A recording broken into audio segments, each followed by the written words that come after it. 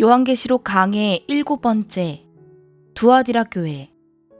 요한계시록 2장 18절에서 29절 말씀. 에베소 교회가 처음 사랑을 잃어버린 교회요. 서모나 교회가 죽도록 충성한 교회요. 버가모 교회가 발람과 니골라당의 교훈을 용납한 타협한 교회라면 두아디라 교회도 버가모 교회와 마찬가지로 이세벨의 교훈으로 표현되는 이단적 사상을 용납한 타락한 교회입니다. 오늘은 이런 두아디라 교회에 주신 말씀들을 살펴보면서 성령이 교회들에게 주시는 교훈을 생각해보고자 합니다. 첫 번째, 수신자, 두아디라. 두아디라는 버가모와 서머나 중간에 위치하고 있는 도시로 현재는 터키의 아키살로 불리고 있습니다. 교통의 요지였던 이곳엔 계시록이 기록될 당시엔 로마의 군대가 주둔하고 있었고 이곳에서 생산된 자주색 물감을 들인 천이 유명했다고 합니다. 사도행전 16장 14절을 보면 사도 바울이 빌립보에서 전도를 할 때 자주장사 루디아가 바울이 전한 복음을 듣고 마음을 열었다는 말씀이 나오는데 이 루디아가 바로 두아디라 성 출신이라고 소개하고 있습니다. 이렇게 두아디라에서 생산된 자주색 천을 가지고 빌립보로 가서 장사를 하던 루디아가 사도 바울의 전도를 받고 회심한 뒤 다시금 두아디라로 돌아가 세운 교회가 바로 두아디라 교회로 알려지고 있습니다. 두 번째, 예수님의 자기 계시. 두아디라 교회의 사자에게 편지하기를 그 눈이 불꽃 같고 그 발이 빛난 주석과 같은 하나님의 아들이 가라사대라고 말씀하십니다.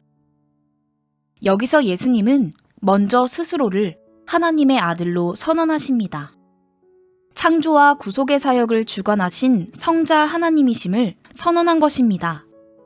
흥미로운 것은 두아디라 지역은 앞서 설명한 것처럼 로마의 군대가 주둔하던 지역인데 이런 로마 군인들 사이에서 숭배되던 신이 바로 제우스의 아들로 알려진 태양의 신 아폴로라고 합니다.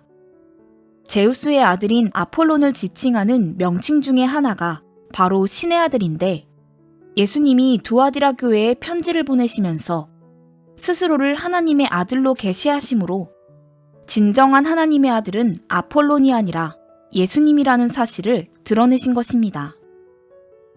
두 번째, 그 눈이 불꽃 같다 하십니다.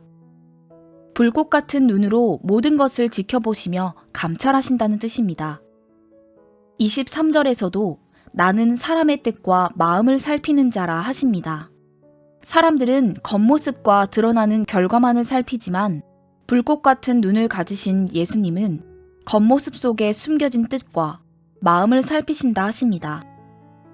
예수님 당시에 많은 사람들이 바리새인 서기관들이 경건한 척 자신들을 꾸민 겉모습에 속았지만 불꽃 같은 눈을 가지신 예수님은 저들의 겉모습 속에 감춰진 탐욕스런 모습을 보시고 회칠한 무덤이라 책망하셨습니다. 사람은 속여도 예수님은 속일 수 없다는 겁니다. 세 번째는 그 발이 빛난 주석과 같다 하십니다. 번제단의 재료로도 쓰였던 주석은 심판을 상징하는데 주석과 같은 발은 장차 7년 대환란의 끝에 포도주 틀에 심판을 행하실 예수님의 모습을 보여주고 있는 것입니다.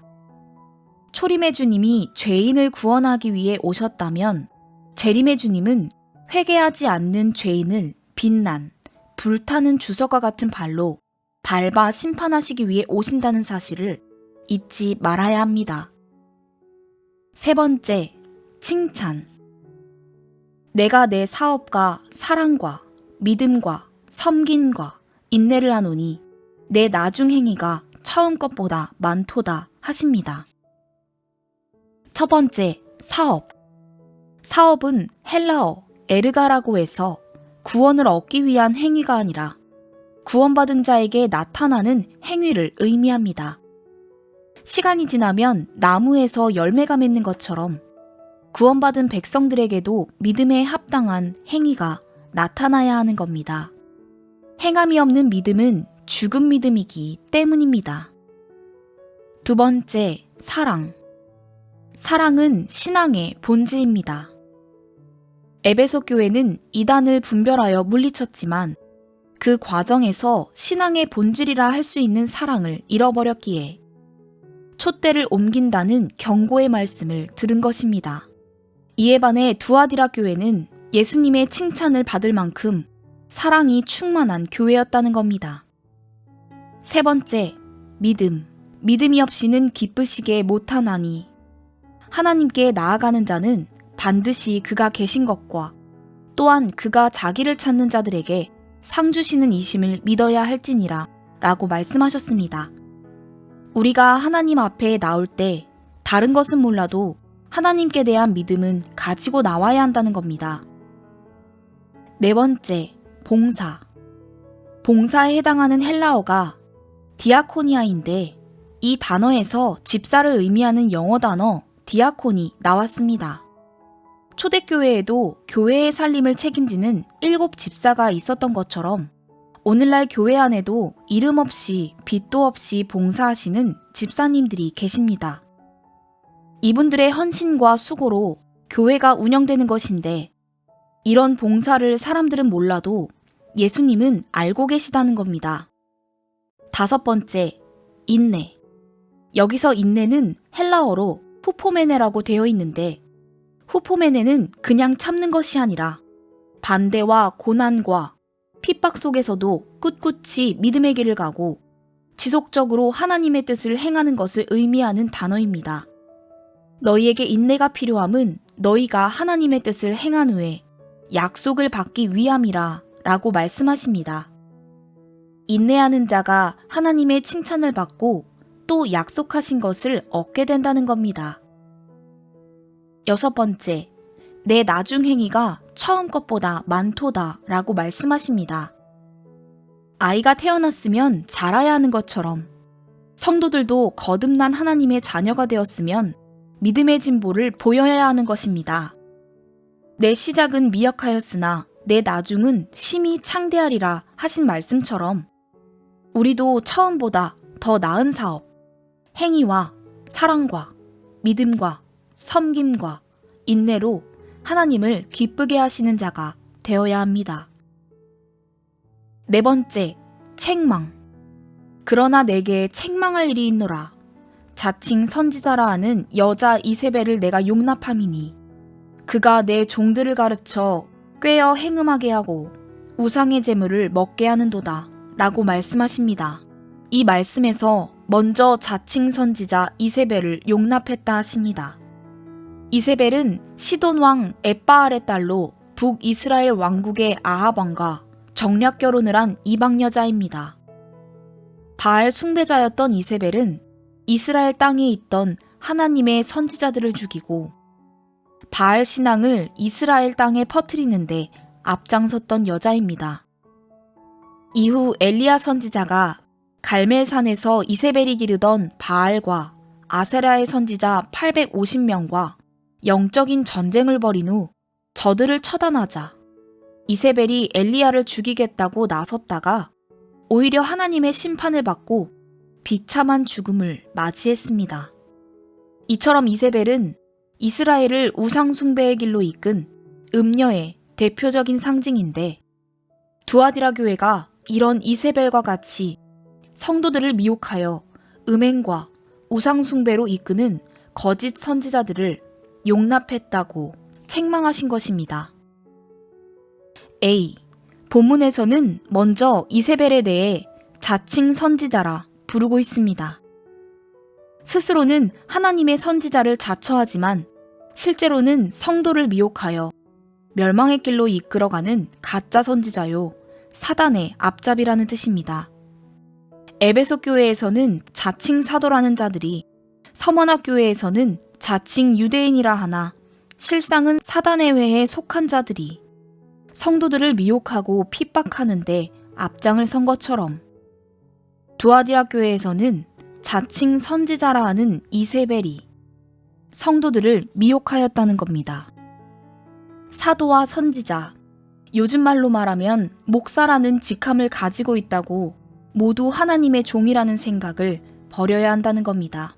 며칠 전에 블로그에 목사라는 직함을 가지고 퀴어 축제에 나가 동성애자들을 축복해준 사람, 이동환을 비판하는 글을 올린 적이 있는데 성경에서 명백히 지옥 갈 죄라고 선포한 동성애를 옹호할 뿐 아니라 삼위일체 하나님의 이름으로 동성애자들을 축복해준 목사라면 하나님의 종이 아니라 사단의 종이라 해야 하는 것입니다. 목사, 선지자라는 직함에 속지 말고 저들이 정말로 하나님께 속한 자인지를 분별할 수 있어야 한다는 겁니다. B. 두 번째는 이세벨을 용납했다 하십니다. 용납하다는 단어는 헬라어로 아피에미인데 이는 허락하다, 내버려두다 라는 뜻을 가진 단어입니다. 자칭 선지자라 할 때 선지자가 영어로 여성을 의미하는 프로페테스로 되어 있는 것을 보면 두아디라에서 문제를 일으키는 자칭 선지자가 두아디라 교회가 세운 여성 지도자였던 것을 알 수 있습니다.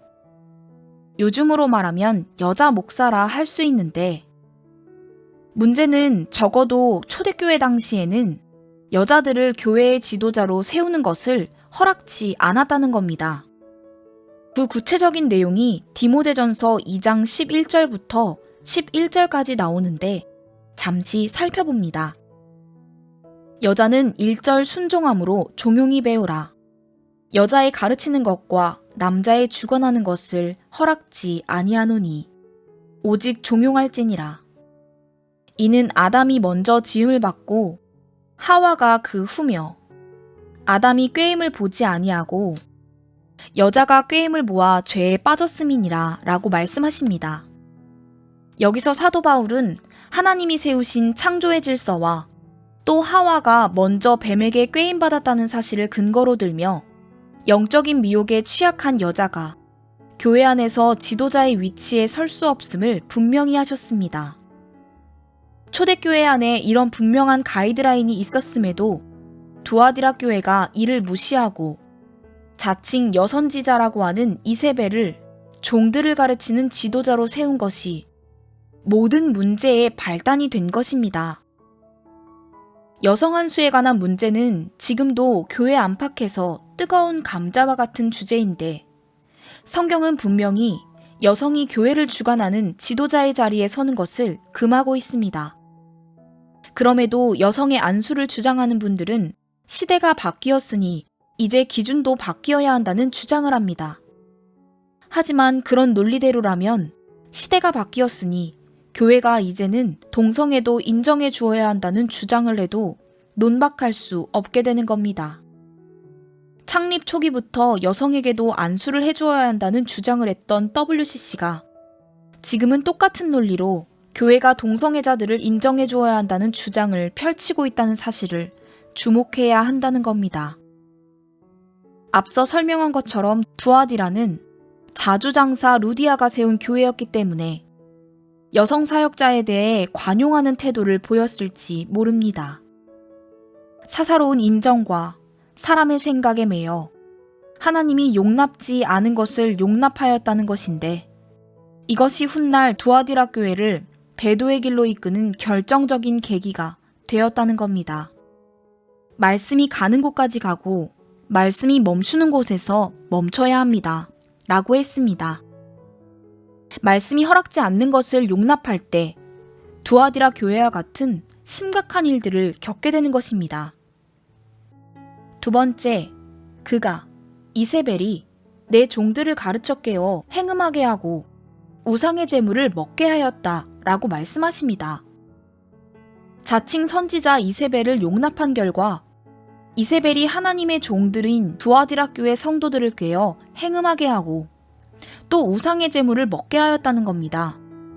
여기서 행음과 우상 숭배는 각기 육적, 영적 간음죄를 의미하는 것입니다. 버가모에서는 발람의 교훈을 전파하는 자가 두아디라 교회에서는 자칭 선지자라 하는 이세벨이 성도들을 깨어 영육 간의 간음죄를 짓게 만들었다는 겁니다. 광야길을 걷던 이스라엘 백성들이 발람의 교훈을 따라 모압 여인과 행음하며 우상의 제물을 먹음으로 하나님의 심판을 받아 24,000명이 죽은 것처럼 육적, 영적 간음죄는 하나님의 준엄한 심판을 불러온다는 것을 알아야 합니다. 이런 심각한 죄에서 벗어나기 위해서라도 교회 안에 이단적 교훈을 가르치는 발람과 이세벨을 몰아내야 하는 것입니다. 5번째, 권면. 또 내가 그에게 회개할 기회를 주었으되 그 음행을 회개하고자 아니하는도다 라고 말씀하십니다. 이 말씀에서 먼저 예수님이 자칭 선지자인 이세벨에게 회개할 기회를 주었다 하십니다. 하나님은 흉악한 죄인이라 할지라도 심판하시기 전에 반드시 하나님의 사람들을 보내 먼저 회개할 기회를 주십니다. 이때 하나님의 사람들이 전하는 말씀을 듣고 회개하면 용서하시지만 회개치 아니하면 그대로 심판을 내리십니다. 구약의 선지서 가운데는 아수르의 수도인 니느웨의 멸망을 선포한 2명의 선지자가 등장하는데 요나와 나훔이 그들입니다. BC 750년경 요나가 니느웨의 멸망을 선포했을 때는 니느웨의 백성들이 회개함으로 구원을 받았지만 그로부터 100여 년 뒤인 BC 620년경 나훔 선지자가 하나님의 말씀을 전할 땐 니느웨가 회개를 거부함으로 심판을 받고 멸망의 길을 갔습니다. 기회를 주실 때 회개해야 합니다. 회개하라, 천국이 가까웠다 하시는 말씀이 들려올 때 회개해야 합니다. 그렇지 않으면 7년대 환란이라고 하는 환란과 심판을 피할 수 없을 것입니다. 2번째, 회개하고자 아니하였다 하십니다. 자칭 선지자인 이세벨에게 회개할 기회를 주셨지만 회개하길 원치 않았다는 뜻입니다. 회개는 자발적으로 해야 하는 겁니다. 죄를 지적받고도 회개치 아니하면 심판을 피할 수 없는 것입니다. 다윗은 나단 선지자로부터 죄를 지적받았을 때 자발적으로 회개함을 용서받았지만 사울 왕은 사무엘 선지자로부터 죄를 지적받고도 회개하길 거부했기에 버림받은 것입니다. 6번째, 결과. 22절부터 23절까지는 회개를 거부한 이세벨과 그를 추종하던 자들에게 내려질 심판의 말씀이, 24절과 25절에서는 이세벨의 미혹을 물리친 자들에게 주신 말씀이 기록되어 있습니다. 구체적으로 살펴봅니다. 첫 번째, 볼지어다 내가 그를 침상에 던질 터이요. 또 그로 더불어 간음하는 자들도 만일 그의 행위를 회개치 아니하면 큰 환난 가운데 던지고 라고 말씀하십니다. 여기서 예수님은 두아디라 교회 성도들을 육적, 영적 간음의 길로 인도했던 이세벨을 침상에 던질 것이라 하십니다.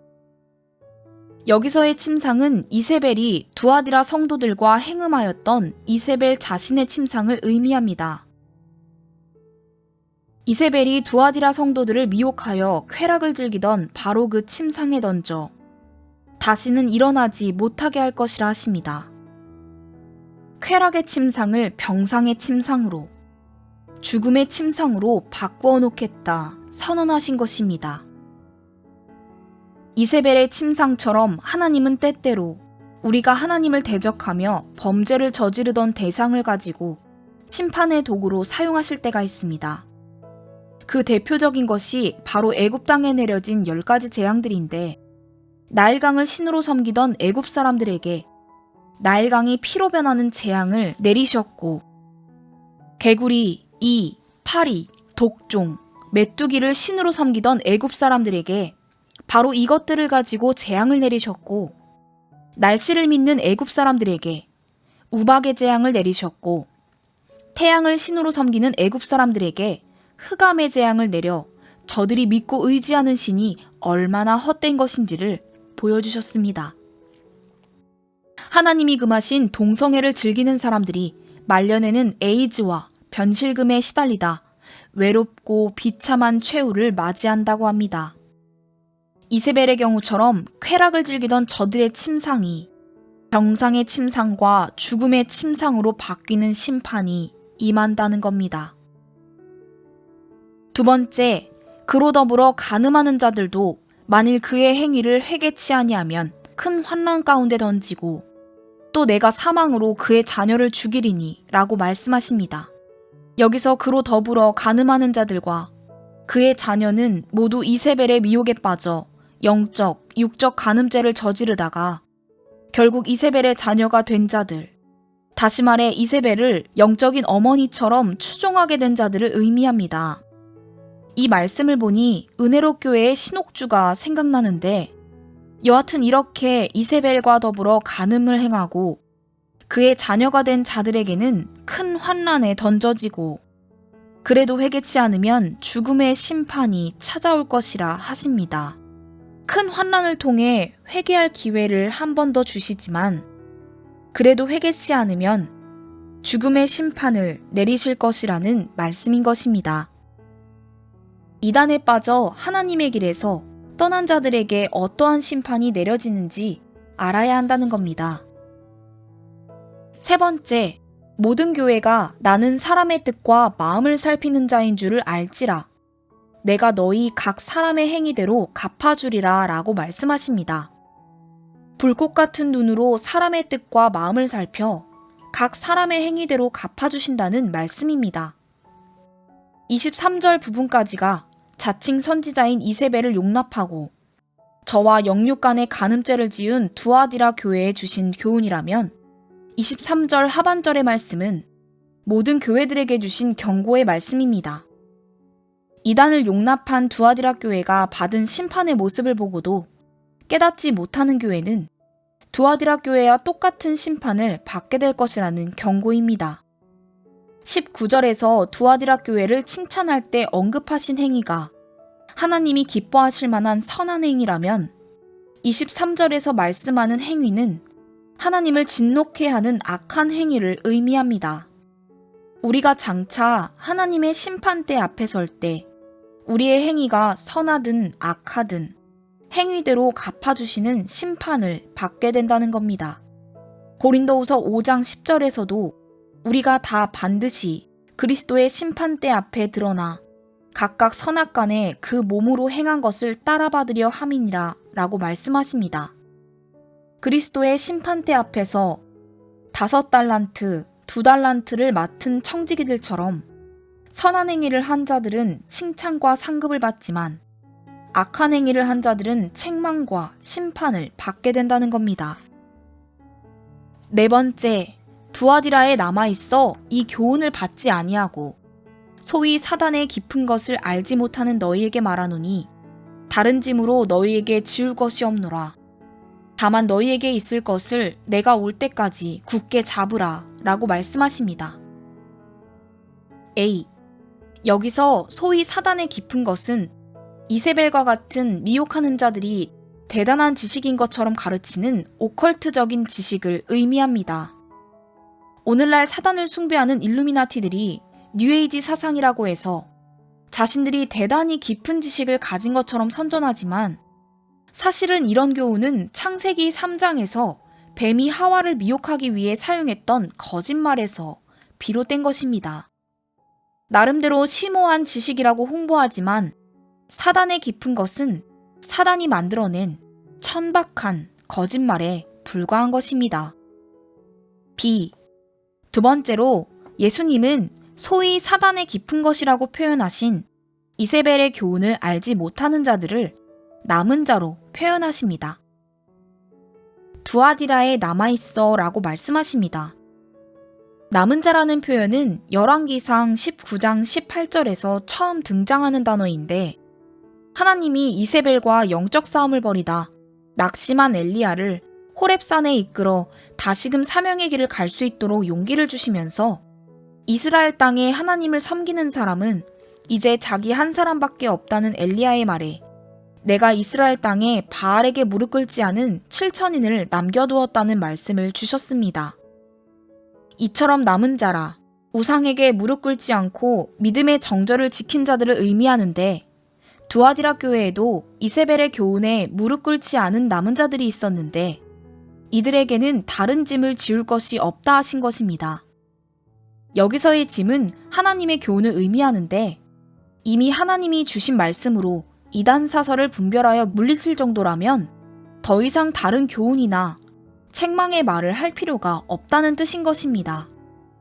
5번째, 두아디라 교회의 남은 자들에게 주신 마지막 권면은 너희에게 있는 것을 굳게 잡으라 라고 말씀하십니다.